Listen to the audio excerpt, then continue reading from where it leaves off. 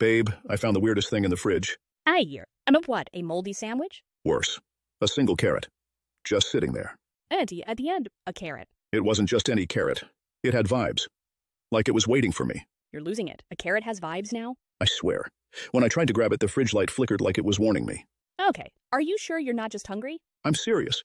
The carrot rolled away when I reached for it. Like it's avoiding me. You've got a sentient carrot in your fridge. Call the police. I tried. It sent me a text saying, "Leave me alone. I'm hiding from the broccoli."